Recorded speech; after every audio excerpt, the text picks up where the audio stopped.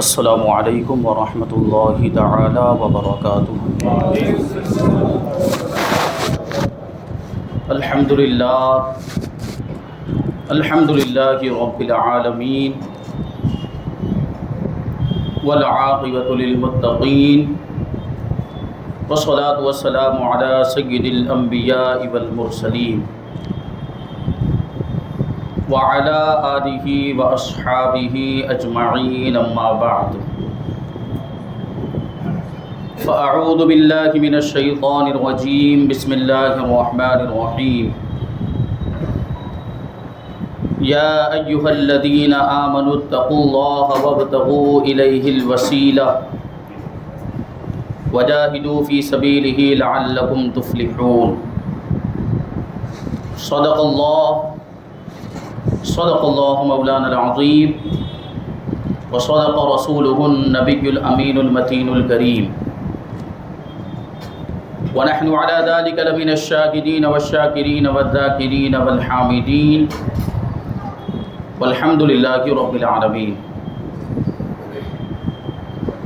آئیے ہم اور آپ سب سے پہلے حضور سرور کائنات، فخر موجودات، باعث تخلیق کائنات، احمد مجتبی محمد مصطفیٰ صلی اللہ علیہ وسلم کی بارگاہ میں درود و سلام کا ہدیہ پیش کریں اور پڑھیں۔ اللہم صلی علی سیدنا و مولانا محمد معدن الجود والکرم وآلہ الکرام وابنہ الکریم وبارک وسلم، صلاۃ و سلاما علیک یا رسول اللہ صلی اللہ تعالی علیہ وسلم۔ عزیزان ملت اسلامیہ، ہم اپنے اسی موضوع اور ٹاپک کو آگے بڑھائیں گے جو جاری و ساری ہے، کامیابی اور اللہ تک پہنچنے کی 4 منزلیں۔ ان میں سے پہلی دوسری منزل کو بیان کیا گیا تھا،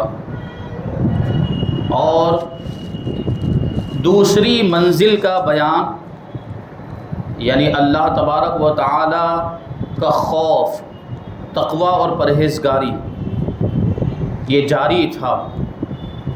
اسی سلسلے میں امام غزالی رضی اللہ تعالی عنہ کا ایک قول نقل کیا گیا، جس میں امام غزالی نے تصوف کے 4 درجات کو شمار کرایا تھا۔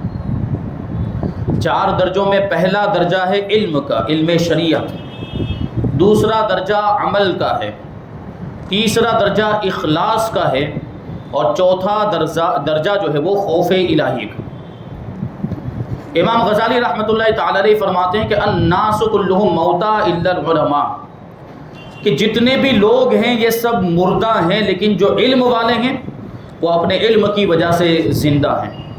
والعلماء کلہم نیام الا العاملین، اور علماء جو ہیں وہ زندہ ہونے کے باوجود سب کے سب سوئے ہوئے ہیں،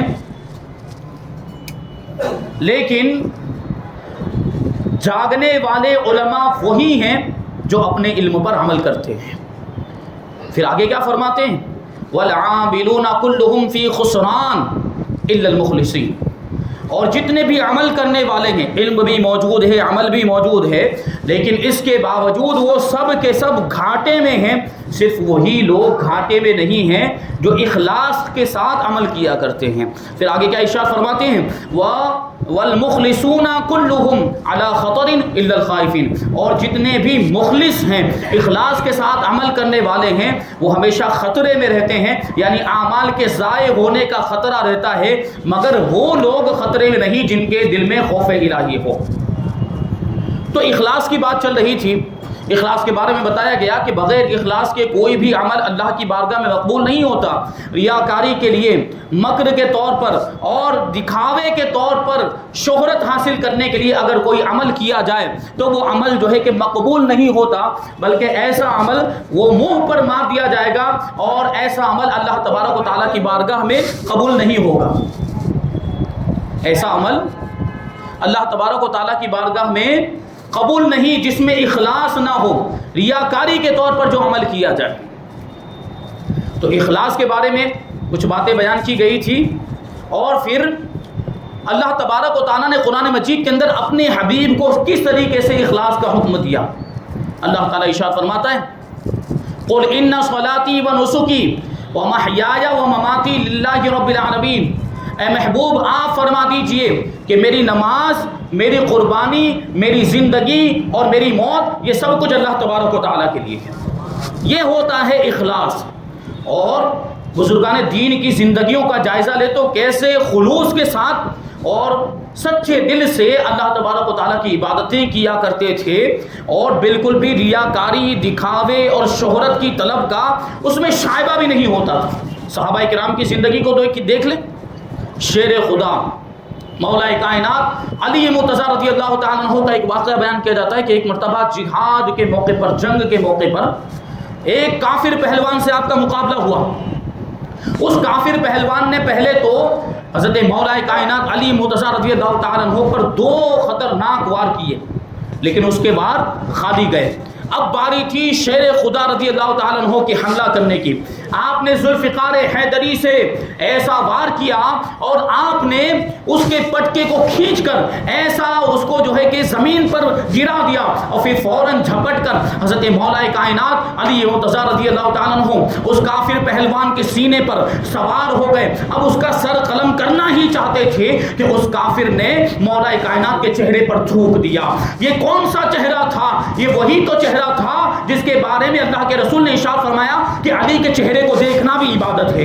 یہ وہی تو چہرہ ہے کہ تمام انبیاء کرام بھی اس پر فخر کرتے ہیں کہ علی جیسا دلدل سوار ہمارے فرما برداروں میں ہے، اور جس پر تمام اولیاء کرام بھی فخر کرتے ہیں کہ علی جیسا سید الاولیاء، جو اولیاء کا سردار ہے، وہ ہمارا مولا ہے. ایسے چہرے پر تو انبیاء اور اولیاء فخر کیا کرتے ہیں. اس چہرے پر اس کافر پہلوان نے تھوک دیا تو مولا کائنات نے کیا ارشاد فرمایا، جا اب میں تجھے قتل نہیں کروں گا، جا میں نے تجھے چھوڑ دیا. اب وہ کافر جو تھا وہ حیران و پریشان، وہ تعجب کرتے ہوئے کہتا بات سمجھ میں نہیں آئی. مجھ جیسا ایسا دشمن اسلام جس پر آپ قابض ہو گئے، سینے پر سوار ہو گئے، آپ چاہتے تو میری گردن اڑا دیتے، لیکن آپ نے مجھے کیوں چھوڑ دیا؟ مولا کائنات ارشاد فرماتے تو نے اسلام کو سمجھا ہی نہیں، تو نے اسلام کو سمجھا ہی نہیں. اگر تو اسلام کے فلسفہ عمل کو سمجھ لیتا تو کبھی بھی اسلام کے خلاف تلوار ہی نہیں اٹھاتا.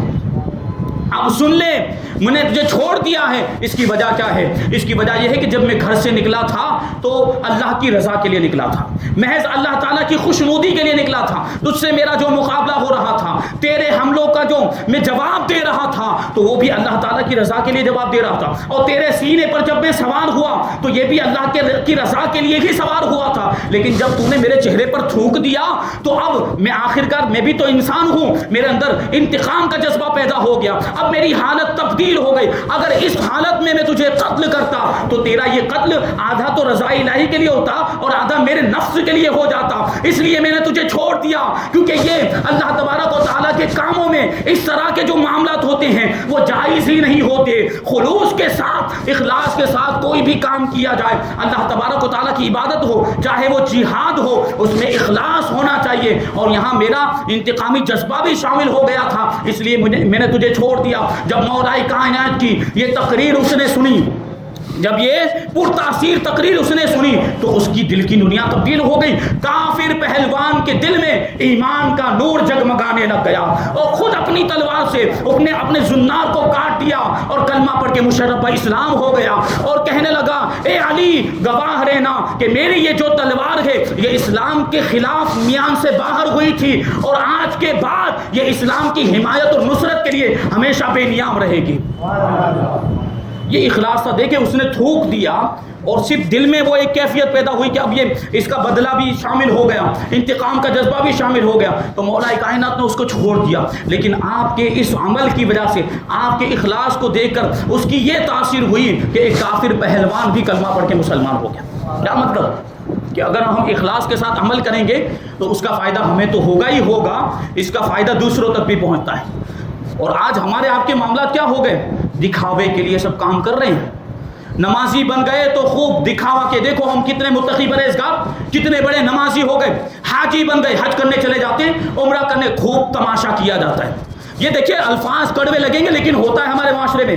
حج کرنے جانے سے پہلے خوب پروگرامات ہو رہے ہیں, وہ بیٹھکیں ہوتی ہیں ہمارے یہاں پہ, وہ بیٹھکیں ہو رہی, کھانا کھلایا جا رہا ہے اور خوب جتایا جا رہا ہے دیکھو ہم حج کرنے کے لیے جا رہے ہیں, ہم کتنے مالدار ہیں کہ ہم حج کرنے کے لیے جا رہے ہیں, اور خوب ڈھنڈورا پیٹا جاتا ہے اور کھانے کا انتظام کر رہے ہیں, لوگوں کو دعوتیں دے رہے ہیں, بیٹھکیں ہو رہی ہیں, سب جمع ہو رہے ہیں اور خوب چرچا ہو رہا ہے, اور جب حج کر کے واپس آ جاتے ہیں تب بھی یہی سب تماشے ہو رہے ہیں, اور پھر کھانے کا انتظام کیا جا رہا ہے, پھر دعوتیں ہو رہی ہیں اور پھر بیٹھکیں ہو رہی ہیں. یہ سب دکھاوا نہیں تو اور کیا ہے, یہ سب ریاکاری نہیں تو اور کیا ہے.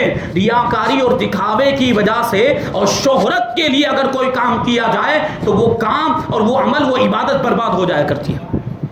آج ہم نے کیا کر لیا, یہ طرح طرح کے رسم و رواج کو ہم نے اپنے معاشرے میں داخل کر لیا.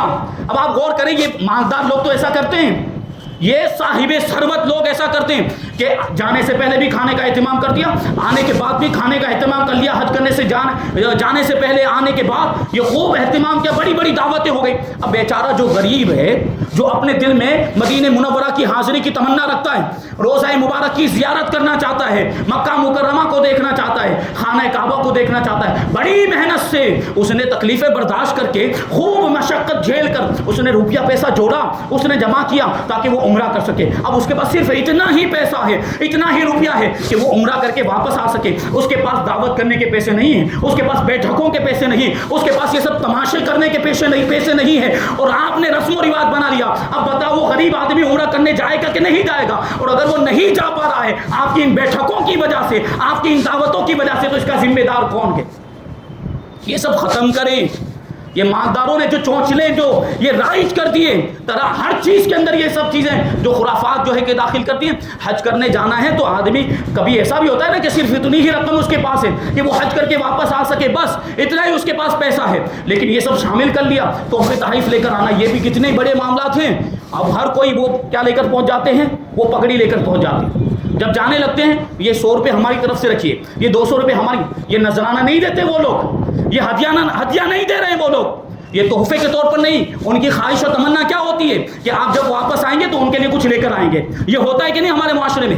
یہ سب ہم نے کیا کیا ہے, یہ سب خرافات کو ہم نے اپنے معاشرے میں شامل کر لیا. یہ سب ختم کیا جائے, ایسا کچھ ضروری نہیں, بلکہ جو حج پر جانے والا وہ صاف انکار کر دے, مجھے ایک کا 1 روپیہ بھی نہیں چاہیے, مجھے کسی کا 1 روپیہ نہیں چاہیے, میرے پاس جتنی رقم ہے وہ میرے عمرہ کے لیے کافی ہے یا میرے حج کے لیے کافی ہے. نہ میں کوئی بیٹھک رکھوں گا, نہ میں کوئی جو ہے کہ دعوت کا اہتمام کروں گا. یہ بیٹھک وغیرہ کرنے کا مقصد کیا ہے؟ ایک مقصد تو بس اس کا یہ تھا, بیٹھک کا ایک صحیح مقصد اگر کوئی ہو سکتا ہے تو وہ یہ ہے کہ آدمی حج کے لیے جا رہا ہے, رسول اللہ کے روزے پر حاضر ہوگا وہ دعائیں کرے گا, جب خانہ کعبہ پر حاضر ہوگا, جب طواف کرے گا تو دعائیں کرے گا. ایک صحیح مقصد اس کا صرف یہ تھا کہ آپ اس کے پاس جاتے, جو حج کے لیے جا رہا ہے, جو عمرہ کرنے کے لیے جا رہا ہے, اس کے پاس آپ جاتے اور جانے کے بعد آپ اس کے لیے دعا, اس کے سامنے دعا کی درخواست کرتے کہ اتنے مقدس مقامات پر اب جانے والے ہیں تو میرے لیے دعا کرنا وہاں پر. بس بیٹھک کا ایک صحیح مقصد یہ تھا, لیکن اس کو دکھاوے کا ذریعہ بنا لیا. اس کو سب کی بات نہیں کرتا الا ماشاء اللہ, جو مخلص ہیں, جو اخلاص کے ساتھ عمل کرتے ہیں ان کی بات نہیں کرتا, جو ریاکاری کرتے ہیں, جو دکھاوے کے طور پر یہ سب کرتے ہیں دعوتیں وغیرہ, میں ان کی بات کر رہا ہوں. تو یہ ساری برائیوں کو اپنی سوسائٹی سے ختم کیجئے, اخلاص کے ساتھ عمل کیجئے, اور اخلاص کی برکتیں پھر آپ دیکھیں کیسے آپ کے شامل حال ہوتی ہیں. یہ اللہ والوں کی زندگیوں کو دیکھیں, یہ اخلاص کتنا ضروری ہے. ایک مرتبہ کیا ہوا کہ ایک گاؤں میں شیطان کے ورگلانے سے لوگوں نے ایک درخت کی پوجا کرنا شروع کر دیا. لوگ درخت کی پوجا کرنے لگ گئے. اب اسی گاؤں میں ایک عابد صاحب عبادت گزار بھی رہتے تھے. جب ان کو پتا چلا کہ لوگ ایک درخت کی پوجا کرنے لگ گئے تو ان کو جلال آ گیا اور کلہاڑی لے کر اس درخت کو کاٹنے کے لیے نکل گئے. راستے میں شیطان سے ملاقات ہو گئی اور شیطان سے ان کی لڑائی ہونے لگی. شیطان کہنے لگا کہ میں آپ کو ہرگز وہ درخت کاٹنے نہیں دوں گا. اب دونوں میں کشتی ہونے لگی اور جو عابد صاحب تھے انہوں نے کئی مرتبہ شیطان کو پچھاڑ دیا. شیطان کو وہ عابد صاحب نے کئی مرتبہ پچھاڑ دیا. وہ کشتی جو ہو رہی تھی اس میں اب شیطان عاجز ہو کر کہنے لگا, بالکل بے بس ہو گیا کہ اب اس کو تو کشتی میں عابد صاحب کو ہرانا ممکن نہیں رہا. اس سے وہ کہنے لگا, اپنا آخری ہتھیار جو ہے کہ استعمال کرتے وہ کہنے لگا کہ آپ یہ درخت کو کاٹنے کی زحمت کیوں گوارا کر رہے ہیں, کتنی تکلیف ہوگی درخت کو کاٹنے میں. آپ درخت مت کاٹیے, آپ جو ہے کہ اپنے عبادت خانے میں چلے جائیں اور عبادت میں مشغول ہو جائیں. میں ایک کام یہ کرتا ہوں کہ روزانہ آپ کے مصلے کے نیچے ایک اشرفی رکھ دیا کروں گا، پھر وہ اشرفی آپ لے لیجئے، کھانے پینے کا بھی انتظام کر لیجیے گا، اس کے ذریعے سے سحری اور افطاری کا بھی انتظام کر لینا، اور پھر خیرات بھی کرتے رہنا، کتنی اچھی بات ہو جائے گی۔ روزانہ آپ کے مصلے کے نیچے ایک اشرفی، دیکھیں شیطان کے کیسے کیسے ہتھیار ہوتے ہیں، وہ کس طریقے سے لوگوں کو بہکانے کی کوشش کرتا ہے۔ اب وہ عابد صاحب اس کے جھانسے میں آ گئے، اب اس کے پھندے میں پھنس گئے، گرفتار ہو گئے عابد صاحب، اور واپس اپنے عبادت خانے میں چلے گئے۔ جو درخت کو کاٹنے کے لیے جا رہے تھے وہ واپس اپنے عبادت خانے میں گئے اور عبادت میں مشغول ہو گئے۔ شیطان نے کہا تھا کہ جائیے سکون کے ساتھ عبادت کیجیے۔ اب کیا ہوا، ایک ہفتے تک شیطان عابد صاحب کے مصلے کے نیچے ایک اشرفی رکھتا رہا، لیکن جب ایک ہفتہ پورا ہوا تو شیطان نے اشرفی رکھنا بند کر دیا۔ اب 8ویں دن عابد صاحب اپنا مصلہ جھاڑ رہے ہیں اور اشرفی نکل ہی نہیں رہی، جھاڑے جا رہے ہیں، اشرفی ندارت، اشرفی کا نام و نشان نہیں ہے۔ اب عابد صاحب کو پھر جلال آ گیا، اب پھر جلا، شیطان پر غصہ ہو گئے، پھر سے کلہاڑی لی، اب پھر سے درخت کو کاٹنے کے لیے نکل پڑے، اب پھر سے راستے میں شیطان سے مقابلہ ہو گیا۔ پہلے سے غصے میں تو تھے، شیطان کو دیکھتے کے ساتھ ہی بدن میں آگ لگ گئی اور شیطان پر حملہ کرنے کے لیے جھپٹے۔ اب سوچ رہے تھے کہ پہلے جس طرح میں نے شیطان کو پچھاڑ دیا تھا اس مرتبہ بھی پچھاڑ دوں گا، لیکن اس مرتبہ جو ہے معاملہ دوسرا تھا۔ اب کی مرتبہ شیطان نے عابد صاحب کو اتنا زور سے پٹکا ہے کہ وہ جو عابد صاحب تھے ان کا انچر پنچر ڈھیلا ہو گیا۔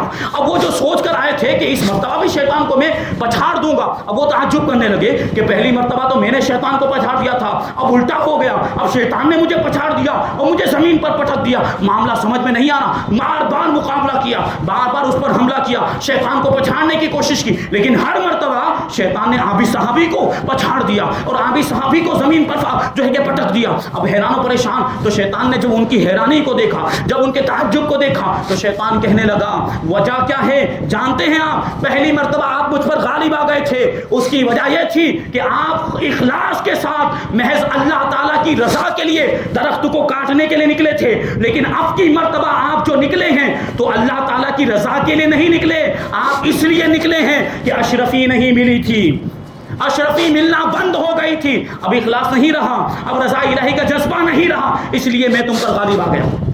دیکھیں اخلاص کی کتنی اہمیت، اگر کوئی دوسری چیز شامل ہو جائے، لذت نفسانی شامل ہو جائے یا شہرت کی خواہش شامل ہو جائے تو اعمال برباد ہو جایا کرتے ہیں اور شیطان غالب آ جاتا ہے۔ اگر ہم شیطان پر غالب ہونا چاہتے ہیں، اگر ہم شیطان پر جیت حاصل کرنا چاہتے ہیں تو ہمیں اپنے اندر اخلاص کا جذبہ پیدا کرنا ہوگا، کیونکہ ہم جب تک ہمارے اندر اخلاص نہیں ہے شیطان ہم پر غالب آتا ہی رہے گا اور ہم سے غلط کام کرواتا ہی رہے گا۔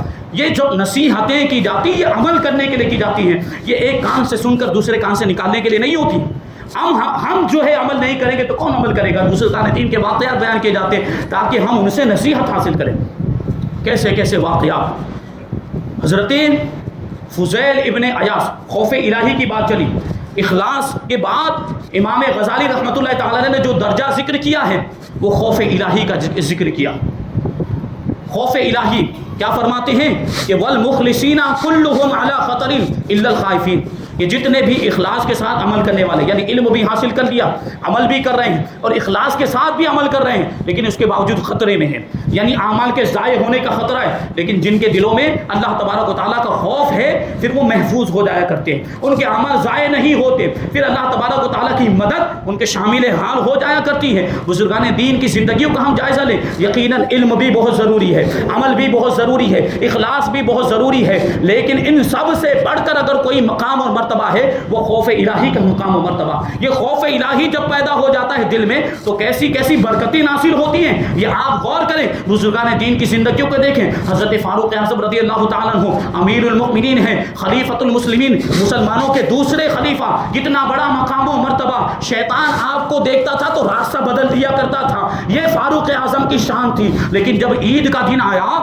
تو فاروق اعظم رضی اللہ تعالیٰ عنہ خوف کا عالم دیکھیں، اپنے مکان کا دروازہ بند کر کے عید کے دن اپنے گھر میں رو رہے ہیں۔ اب آپ سے ملاقات کرنے کے لیے سارے مسلمان آپ کے گھر پر جمع ہوئے، دروازہ بند، اندر سے زار و قطار رونے کی آواز آ رہی ہے، تو مسلمان تعجب کرتے ہوئے کہتے ہیں اے امیر المؤمنین آج تو عید کا دن ہے، آج تو خوشی کا دن ہے، آج رونے کا تو دن نہیں ہے، آپ رو کیوں رہے ہیں؟ رونے کی وجہ کیا ہے؟ فاروق اعظم رضی اللہ تعالیٰ عنہ اندر سے جواب دیتے ہیں ھذا یوم العید و ھذا یوم الوعید، کہ یہ جس طریقے سے عید کا دن ہے اسی طرح سے وعید کا بھی دن ہے، یہ اس شخص شخص کے لیے تو عید کا دن ہے جس کے روزے مقبول ہو گئے ہوں، لیکن اس شخص کے لیے یہ وعید کا دن ہے، عذاب سے ڈرنے کا دن ہے، جس کے روزے اس کے منہ پر مار دیے گئے، جس کے روزے رد کر دیے گئے، جس کے روزے بارگاہ الہی میں مردود ہو گئے۔ اور مجھے نہیں معلوم کہ میرے روزے اللہ کی بارگاہ میں مقبول ہوئے یا جو ہے کہ میرے روزوں کو مردود کر دیا گیا ہے، میرے روزوں کو قبول نہیں کیا گیا۔ یہ کون کہہ رہا ہے؟ یہ فاروق اعظم، جن کو رسول پاک صلی اللہ علیہ وسلم نے جنت کی بشارت عطا فرمائی،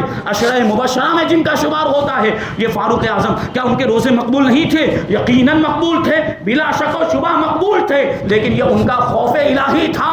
علم ہے، عمل ہے، اخلاص ہے، اس کے باوجود خوف الہی کی وجہ سے تھر تھر کانپا کرتے تھے۔ یہ اللہ والوں کی زندگی، ان کا یہ خوف ہوا کرتا تھا۔ آج تو تھوڑے سے معاملات کیا ہو گئے کہ بس اپنے آپ کو بہت بڑا متقی پرہیزگار اور نیک گمان کرنے لگتے ہیں اور سارے معاملات ختم۔ یا آج ایک بری بلا کیا چلی آپ کو بتاؤں میں، بڑے ادب کے ساتھ، کہ کسی پیر کے مرید بن گئے نا تو اب کیا سمجھتے جنتی ہو گئے۔ اے فاروق اعظم رضی اللہ تعالیٰ عنہ سے بڑھ کر کوئی متقی پرہیزگار ہو سکتا ہے؟ اور ان کا پیر کون تھا غور تو کرو۔ فاروق اعظم کا پیر اللہ کے رسول صلی اللہ علیہ وسلم، ایسے پیر کے مرید ہیں، سردار کائنات کے مرید ہیں، اس کے باوجود ایسے اعمال کر رہے ہیں، اس کے باوجود خوف کا یہ عالم۔ اور ہم آج کل کے پیروں کے مرید بن جاتے ہیں اور اپنے آپ کو جنتی سمجھ میں لگ جاتے ہیں۔ کس نے دے دیا آپ کو جنت کا ٹکٹ؟ فاروق اعظم تو رو رہے ہیں خوف کی وجہ سے۔ ابو بکر صدیق چڑیوں کو دیکھتے ہیں تو رونے لگ جاتے ہیں، وہ باغات کے اندر جب چڑیاں چہچہاتی وہ دیکھتے ہیں تو رونے لگ جاتے ہیں، وہ کہتے ہیں کہ یہ چڑیاں کتنی خوش نصیب، یہ پرندے کتنے خوش نصیب ہیں کہ ان کا قیامت کے دن کوئی حساب و کتاب نہیں ہونے والا ہے، ان کو تو مٹی بنا دیا جائے گا، لیکن ابو بکر کا حساب ہوگا، ابو بکر کو اس کے اعمال کا حساب و کتاب۔ یہ ابو بکر صدیق جو پہلے خلیفہ یار غار مصطفیٰ، ان کے خوف کا یہ عالم، اور آج ہم مرید بن جاتے ہیں تو اپنے آپ کو جنتی سمجھنے لگ جاتے ہیں۔ کتنے افسوس کی بات ہے، اعمال چھوڑ دیتے ہیں۔ اب کہتے ہیں نماز پڑھنے کی کیا ضرورت، پیر صاحب کے ہاتھ میں ہاتھ دے دیا ہے، پیر صاحب کے دامن کو تھام لیا، وہ جنت میں لے کے جائیں گے۔ بھائی پیر صاحب کے ٹھکانے نہیں ہوں گے، ایسے پیر صاحب وہاں وہ خود جو ہے کہ ہکے بکے گھوم رہے ہوں گے، وہ آپ کو جنت میں کیسے لے کر جائیں گے؟ ہاں اگر کوئی پیر کامل، میں پیروں کی گستاخی نہیں کر رہا، پیران نظام، ان میں جو پیران جو کامل پیر ہیں یقیناً وہ بخشش کا ذریعہ بنیں گے، ان کو شفاعت کا اختیار دیا جائے گا۔ جو پیر کامل ہے، جن میں پیر ہونے کے شرائط پائے جاتے ہیں، وہ جنت میں لے کر جائیں گے۔ لیکن اس کا یہ مطلب نہیں کہ ہم اسی پر بھروسہ کر لیں، ہمیں اعمال کرنے ہیں، اعمال کرنے کا ہمیں حکم دیا۔ اگر کسی کا مرید ہو جانا ہی کافی ہوتا تو اللہ تبارک و تعالیٰ قرآن میں نماز پڑھنے کا حکم کیوں دیتا؟ اقیموا الصلاۃ، نماز قائم کرو۔ اگر پیر کا مرید ہو جانا ہی کافی ہو جاتا تو اللہ یوں حکم دیتا نا کہ پیر پہ مرید بن جاؤ، پیر کامل کے ہاتھ میں ہاتھ دے دو، یہ حکم دیتا نا۔ جبکہ اللہ تعالیٰ نے کیا حکم دیا؟ نماز پڑھنے کا حکم دیا، زکوٰۃ ادا کرنے کا حکم دیا، گناہوں سے بچنے کا حکم دیا، نیکیاں کرنے کا حکم دیا ہے کہ نہیں؟ اگر مرید بن جانا ہی کافی ہوتا تو ان ساری چیزوں کی کیا ضرورت تھی؟ تو یہ صحابہ کرام کی زندگیاں ہیں، یہ بزرگان دین کی زندگیاں۔ حضرت فضیل ابن عیاض رضی اللہ تعالیٰ عنہ کا واقعہ، یہ سلسلہ چشتیہ کے بہت بڑے بزرگ ہیں۔ کیا ہوا؟ آپ ولایت کے درجے پر فائز ہونے سے پہلے بہت بڑے ڈاکو ہوا کرتے تھے، ڈاکہ زنی کیا کرتے تھے حضرت فضیل ابن عیاض رضی اللہ تعالیٰ عنہ۔ ایک مرتبہ ڈاکہ ڈالنے کے لیے کسی کے مکان کی دیوار پر چڑھے، ابھی دیوار پر چڑھے ہی تھے کہ مکان مالک جو تھا وہ اندر قرآن پاک کی تلاوت کر رہا تھا۔ وہ پڑھتے پڑھتے اس آیت کریمہ پر پہنچا، الم یأنی للذین آمنوا ان تخشع قلوبہم لذکر اللہ، کیا ایمان والوں کے لیے وہ وقت نہیں آیا کہ ان کے جو دل ہیں وہ اللہ تعالیٰ کے ذکر کے سامنے جھک جائیں، ذکر الہی کے لیے نرم پڑ جائیں، یعنی ان کے دل میں خدا کا خوف پیدا ہو جائے۔ کیا مومنین کے لیے، ایمان والوں کے لیے وہ وقت نہیں آیا؟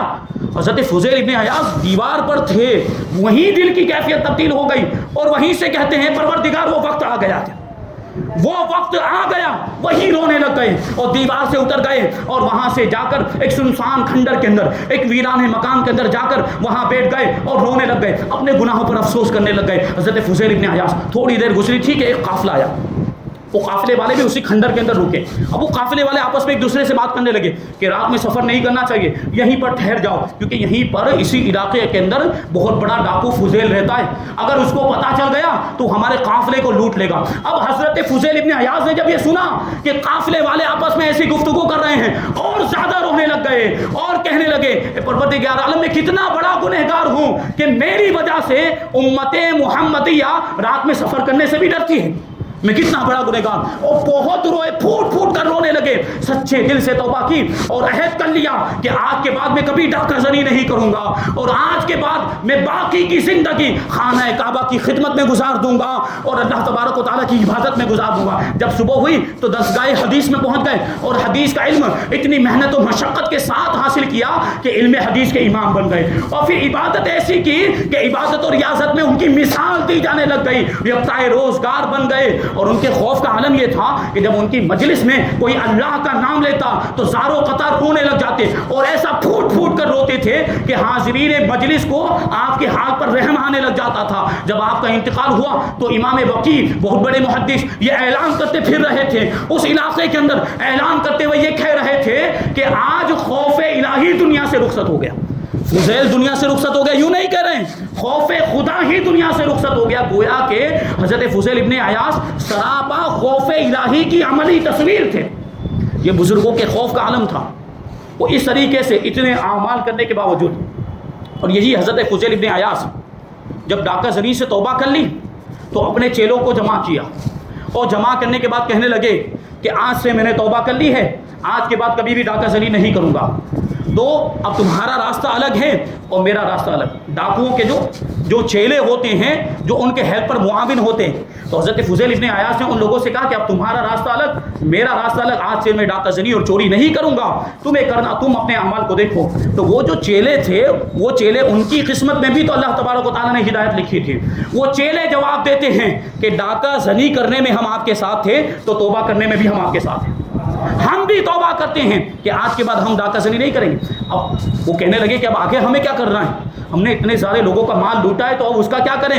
تو حضرت فضیل ابن عیاض کہتے ہیں کہ جن جن لوگوں کا مال ہمارے پاس موجود ہے وہ مال ہم واپس کر دیں گے اور جن لوگوں کا مال ہم نے خرچ کر دیا ان کے پاس جا کر ہم معافی مانگیں گے, کیونکہ یہ حقوق العباد کا معاملہ ہے. جب تک وہ بندے معاف نہیں کریں گے ہمارا گناہ اللہ تبارک و تعالیٰ بھی معاف نہیں کرے گا. چنانچہ سب سے پہلے اگر کسی کا نام آیا تو وہ ایک یہودی تھا جو قریب کے گاؤں میں رہتا تھا. تو انہوں نے حضرت فضیل ابن عیاض نے اپنے جو معاونین جو ہیلپرز تھے ان سے کہا کہ سب سے پہلے اس یہودی کے پاس جاتے ہیں اور اس سے معافی مانگتے ہیں, کیونکہ اس کی سونے کی اینٹیں ہم نے چرائی تھی اور وہ اینٹیں ہم خرچ کر چکے ہیں. اب اس سے جا کر معافی مانگتے کہ ہمارا جرم وہ معاف کر دے, ہماری خطا کو معاف کر دے. اب حضرت فضیل ابن عیاض اپنے چیلوں کو لے کر وہ گاؤں کے جو قریب کا جو گاؤں تھا وہ یہودی جو رہتا تھا اس گاؤں میں اس یہودی کے پاس پہنچے. سامنے سے جب آتے ہوئے یہودی نے دیکھا تو پہلے تو گھبرا گیا کہ فضیل ڈاکو آ رہا ہے, پتہ نہیں اب کیا لوٹ کر لے جائے گا, پتہ نہیں اب وہ میرے مال کا کیا ہوگا. وہ گھبرانے لگ گیا, پریشان ہونے لگ گیا. لیکن جب حضرت فضیل ابن عیاض رضی اللہ تعالیٰ قریب آئے تو یہودی نے دیکھا کہ آپ کی آنکھوں سے آنسو جاری,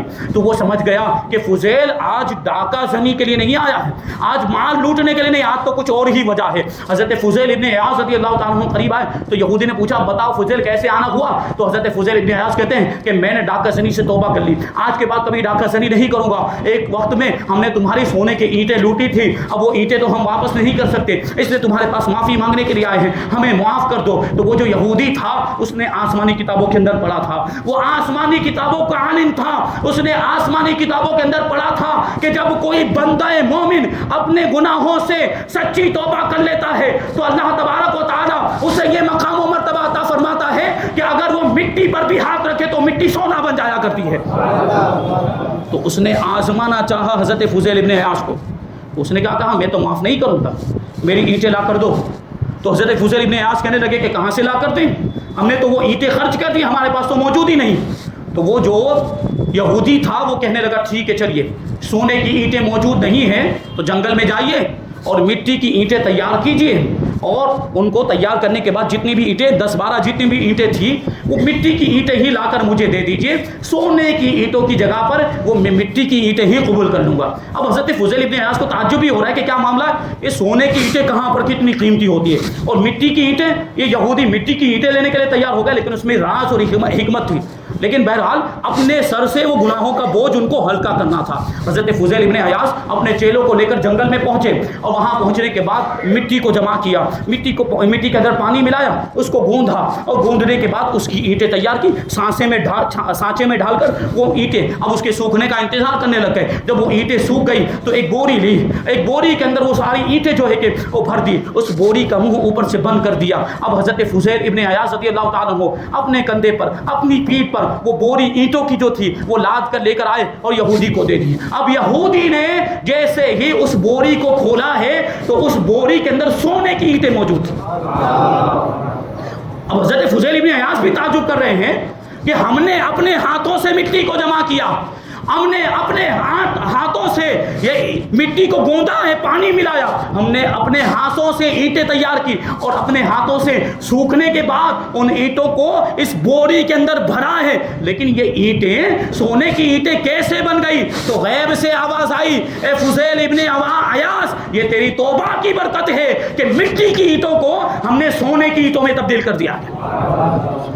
توبہ کر لیں, اپنے دل میں خدا کا خوف پیدا کریں. توبہ کرنے کی برکت سے اللہ تبارک و تعالیٰ ولایت کے مرتبے بھی عطا فرما دیا کرتا ہے. سچے دل سے اگر توبہ کریں. حضرت بشر حافی رضی اللہ تعالیٰ عنہ کا واقعہ, بڑے شراب پیا کرتے تھے, شراب کے عادی تھے, بلکہ شراب کا کارخانہ چلایا کرتے تھے, لیکن بسم اللہ کا ادب و احترام کرنے کی برکت سے اللہ تبارک و تعالیٰ نے ان کو توبہ کی توفیق عطا فرمائی اور پھر اللہ کے ولی بن گئے, صاحب کرامت بن گئے. تو یہ اللہ والے ہوتے ہیں کہ جب توبہ کر لیتے ہیں تو اللہ تبارک و تعالیٰ ان کو ولایت کا درجہ بھی, چلیے ولایت کا درجہ نہ بھی ملے, ہم سچے مومن تو بن جائیں, ہم اسلام پر عمل کرنے والے تو بن جائیں, ہم گناہوں سے بچنے والے اور نیکیاں کرنے والے تو بنیں, ہم فرائض کی پابندی کریں, ہم جو ہے کہ واجبات کی سنتوں کی پابندی کریں, احکام اسلام پر, شریعت مصطفیٰ پر, رسول اللہ کی سنتوں پر تو عمل کریں. انہی ساری چیزوں کے اندر تو کامیابی ہے. دنیا کی چیزوں میں کامیابی ڈھونڈتے اور حقیقت میں جن چیزوں میں کامیابی ہے اس سے ہم دور بھاگ رہے ہیں. تو یہ چیزیں نصیحت حاصل کرنے کے لیے بیان کی جاتی. اللہ تبارک و تعالی ہم سب کو بزرگان دین کے طریقے پر, ان کے نقش قدم پر عمل کرنے کی توفیق عطا فرمائے, اپنے گناہوں سے سچی پکی توبہ کرنے کی توفیق عطا فرمائے, ہمارے دلوں میں اپنا خوف پیدا فرمائے. وما علینا الا البلاغ.